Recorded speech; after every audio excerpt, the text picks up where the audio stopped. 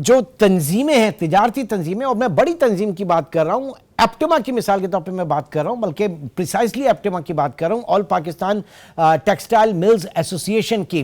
तो एक ऐड एक अखबार में, पाकिस्तान के एक बड़े जरीदे में लगता है, और उसमें एप्टिमा जो है वो तारीफ व तौसीफ और बहुत ज़्यादा जो है वो प्रेस कर रही है प्राइम मिनिस्टर अनवारुल हक काकड़ साहब को, governor state bank Shamshad Akhtar साहबा को, गौर एजाज जो कि कॉमर्स मिनिस्टर हैं, और मोहम्मद अली जो कि एनर्जी मिनिस्टर हैं। इनके बारे में कहा जा रहा है कि a salute to your visionary leadership, we are on the right path. और उसी दिन एक दूसरे अंग्रेजी के बड़े अखबार में तकरीबन 16 या 17 मुल्क की जो तिजारती पाकिस्तान की ट्रेड बॉडीज हैं, उसी चीज़ के ऊपर जो है वो क्रिटिसाइज कर रहे हैं। उनका कहना यह है कि आपके पॉलिसीज़ की वजह से मुल्क जो है वो माशी तौर पर बदहाल हो चुका है बुरी तरीके से, और जो हमारी सनतें हैं वो तबाही के दहाने पे। और ये बात की जा रही थी गैस टैरिफ के हवाले से, ये जो इस वक्त इस्लाहात की गई हैं, ये क्या मामला है, इस पे हमारे साथ मौजूद हैं जावेद बिलवानी साहब जो कि वाइस चेयरमैन हैं बिजनेसमैन ग्रुप के। बहुत शुक्रिया बिलवानी साहब।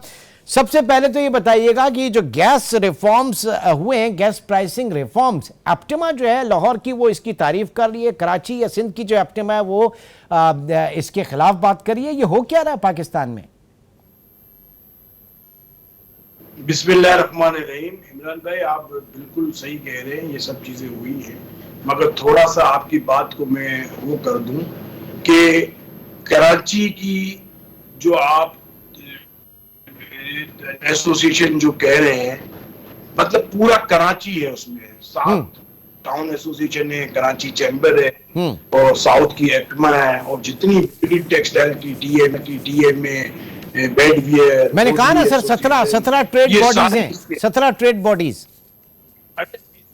तो थोड़ा सा और करेक्ट कर दें कि पाकिस्तान का मोर देन 54% एक्सपोर्ट कराची से होता है। तो इसका मतलब ये कि आधे पाकिस्तान अगेंस्ट बोला है। कितने लोगों ने बोला है?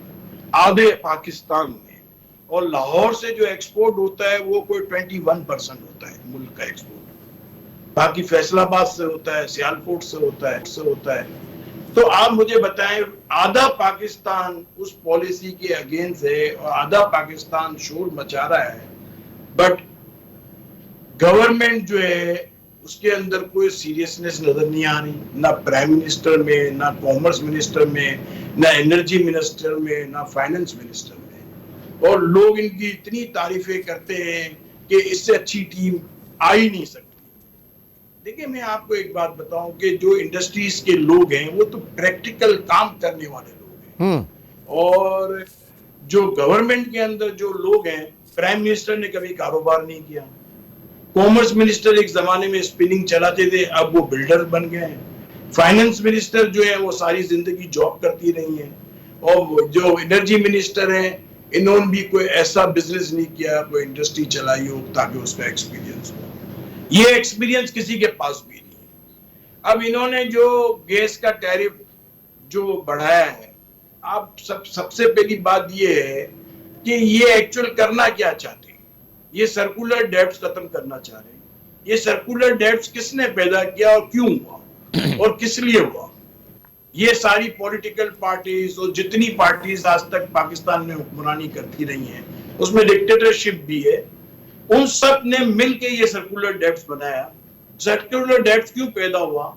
कि इन्होंने देखे, आपके घर के अंदर एक चीज 100 रुपए की उसकी कॉस्ट है, आप उसको 15 रुपए और 20 रुपए में से इसलिए देते हैं कि आपके पॉलिटिकल माइलेज बढ़ जाए।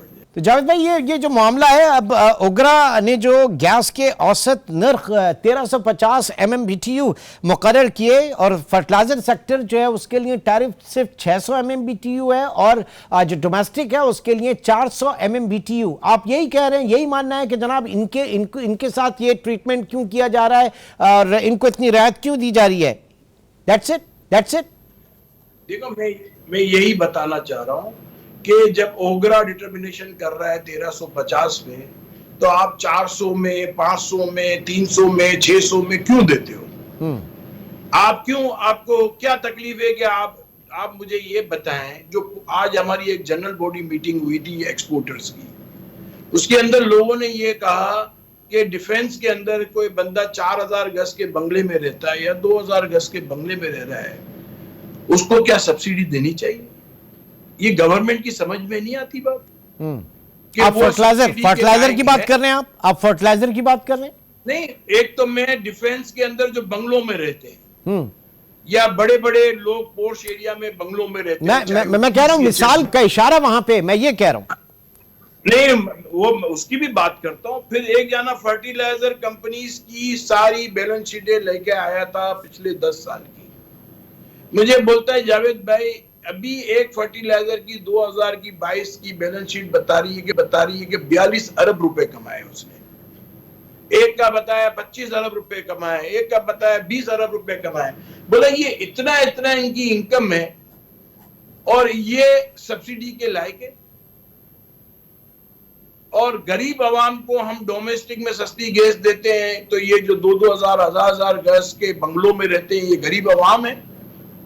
आप मुझे ये बताया क्या करें, किस तरह से रैशनलाइज क्या करें, आप वो भी तो बताइए ना, इसका हल भी तो बताइए। देखिए, मैं आपको देखो मेरी बात सुनो, उसका तरीकेकार ये है। अगर फर्टिलाइजर कंपनी की जो इनकम है और फर्टिलाइजर कंपनी के जो एक्सपेंसेस हैं, वो साथ आप उठाएं, कंपैरिजन चेक करें। दुनिया में भी फर्टिलाइजर कंपनियां चल रही हैं, उनकी क्या इनकम है, उनके एक्सपेंसेस क्या हैं, उनके एडमिशन के एडमिन डिपार्ट के कितने एक्सपेंसेस हैं, उनके फैक्ट्री रनिंग के कितने एक्सपेंसेस हैं, वो सबको सामने रखें और फिर उस हिसाब से आप उसको देखें।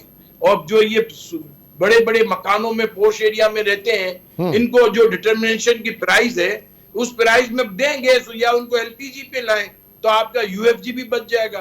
आप एक्सपोर्ट सेक्टर जो सबसे ज्यादा एम्प्लॉयमेंट जनरेट करता है, जो फॉरेन एक्सचेंज कमा के दे रहा है, जो टैक्स दे रहा है, टैक्स नेट में है, आप उसको बंद करना चाह रहे हैं। सबसे पहले तो आपको ये सोचना चाहिए कि फॉरेन एक्सचेंज जो कमाने वाला सेक्टर, जो सरकार का काम एम्प्लॉयमेंट जनरेट करके दे। आप मुझे ये बताएं कि आज जो कराची के अंदर इंडस्ट्री चला रहा है, पानी जो है वो किस तरह मिलता है? हम घरों पे भी पानी नहीं आता। डिफेंस के अंदर मैं पूरे साल के एडवांस पानी के पैसे देता हूं, मगर मेरी लाइन में पानी नहीं आता। मैं हर 15 दिन में 10 दिन में टैंकर वालों के साथ मगजमारी मैं पर्सनली कर रहा हूं। ठीक है, आप मुझे बताएं, मैं अगर एक्सपोर्टर हूं और मैं साल का 10 करोड़ 8 करोड़ टैक्स